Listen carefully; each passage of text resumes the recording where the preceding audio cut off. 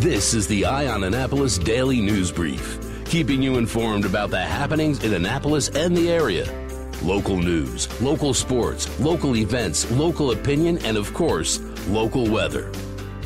The Eye on Annapolis Daily News Brief starts now.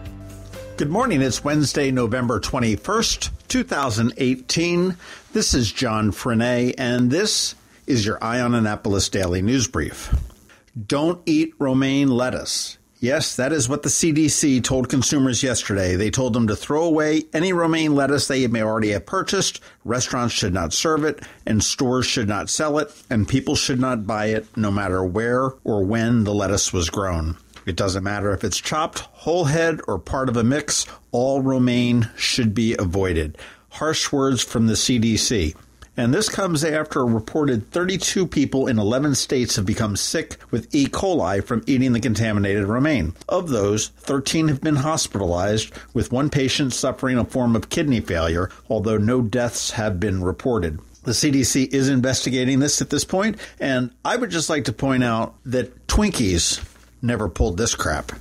The principal at Marley Glen Elementary School is in trouble. The Office of the State Prosecutor has charged Ronald Chesek of Severna Park with stealing more than $13,000 in campaign funds from a dead Baltimore County delegate. The funds came from the campaign fund of former delegate Joseph Minnick, who died in October 2015, and Chesek had been his treasurer since 1993. According to the charging documents, Chesek wrote numerous checks payable to himself from the Friends of Joseph J. Minnick campaign bank account, and if found guilty, he does face up to 15 years in prison and $15,000 in fines. As for his job at Marley Glen Elementary School, Anne Arundel County's public school spokesman Bob Moser said that Chesek has been reassigned to another position within the school system where he does not have access to children or public funds.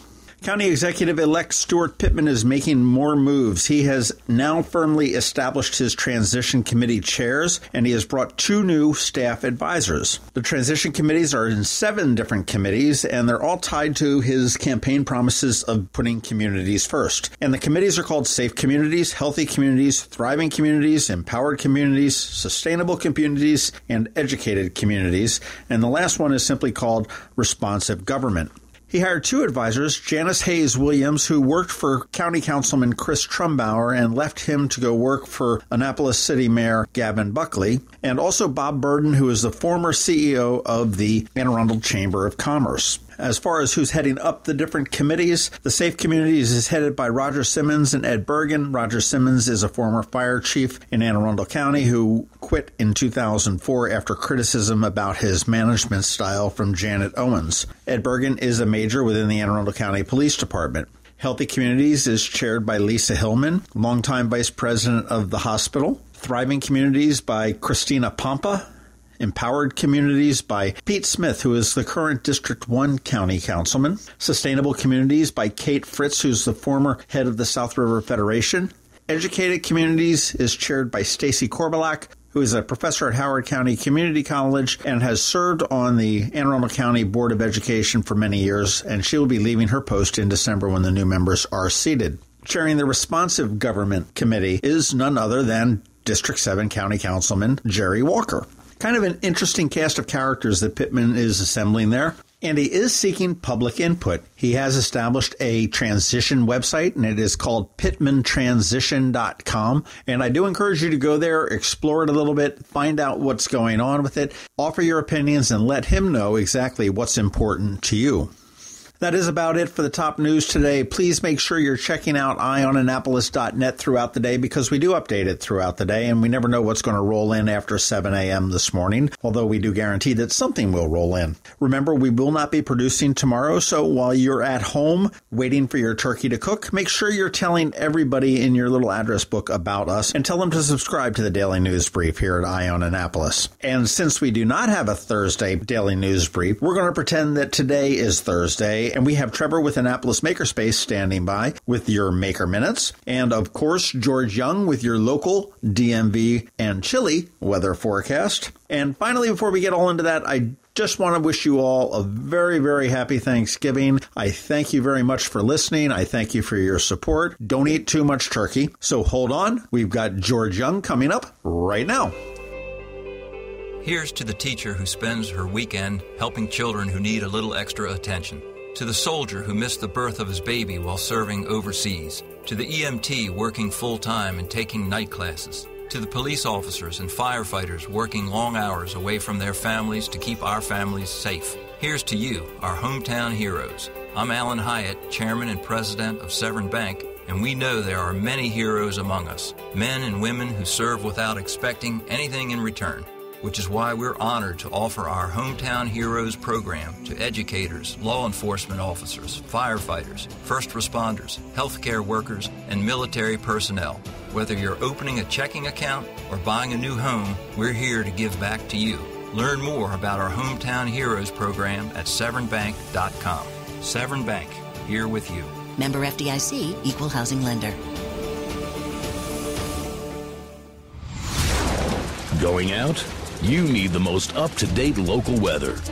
Here's George Young from DMV Weather in Annapolis with today's forecast. Hey everyone, this is George with DMV Weather, and here's your Eye on Annapolis forecast for Wednesday, November 21st. Temps in the 40s today as breezy winds settle down, but still with plenty of sunshine as high pressure continues to move into the region. And the outlook remains the same for Thanksgiving Thursday tomorrow with high temps in the 30s and wind chills possibly only in the 20s, so bundle up as you celebrate the holiday with family and friends. Beyond that, we're still watching for the potential of a weekend coastal rainstorm, so enjoy the holiday ahead and look for updates from us on Friday's podcast. This is George Young of DMV Weather. Have a great Thanksgiving tomorrow, and be sure to download our free app by searching for DC MDVA Weather from the Apple App Store or Google Play Store, so you can always stay weather informed.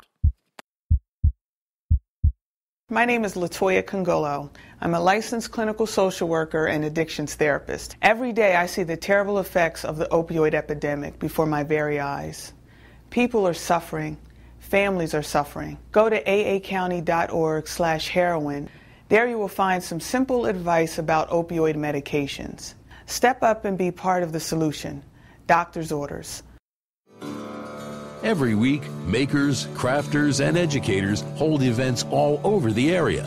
Highlighting some of those, here's our Makers Minute, brought to you by Annapolis Makerspace. Hey, this is Trevor from Annapolis Makerspace with this week's Maker Minutes. Going on now through January 1st is Lights on the Bay at Sandy Point, benefiting the Anne Arundel County SPCA. This week on Saturday, they have their Annapolis Cars Night, and Sunday is the Cape Ace Hardware Night. Friday, at Great Frogs Winery in Annapolis, is their second annual Makers Market. Join them for a special day full of food, wine, music, and shopping. The event features live music from Ampersand String Band as well as the Dan Hass Band. Makers attending include Tin Lizzy, Mango and Maine, Wild Raven, Kim Havel, Wine Diva, Crafted with Love, Refined Woodworking, and Mad Flava. Friday and Saturday at the American Visionary Arts Museum in Baltimore is Buzz Art, Holiday Art Market. AVAM's annual Holiday Art Market returns. Browse original creations by over 40 regional artists and craftspeople. Sunday in downtown Annapolis is their Grand Illumination Ceremony. There will be dancing and carols by local school groups. Santa will be there to help light the tree around 6:30, and the JCs will be serving hot chocolate and candy canes and have ornaments for children to decorate. The JCs will also be accepting donations of unwrapped toys and non-perishable food items for their annual Angel Tree program, which helps local families in need during the holiday season. Wednesday at the Prince George's Public House is Wittold, The Science of Sound. Electric cellist and composer Wittold blends classical techniques and live looping to create interactive musical adventures for grades 3 to 8. Don't forget that Saturday is Small Business Saturday. Many local retailers are celebrating, including Third Eye Comics and Art Farm. Speaking of Art Farm, next Wednesday is their holiday photography workshop, where you can learn how to work with lighting and take the best photos for this holiday season. At the Clay Bakers in Annapolis on Sunday, they're doing another old-fashioned glazed Christmas tree workshop. And at Annapolis Makerspace this week, on Tuesday we have our monthly general meeting and open house. We will be also voting on new board members this week, so members interested in voting should come on out. But the shop is also open to anyone who wants to come by and check things out and meet some of our members. As always, Monday nights are for woodworking. Come on out and make some sawdust. And Thursdays generally are for electronics night, but I'll be skipping this week since it's Thanksgiving.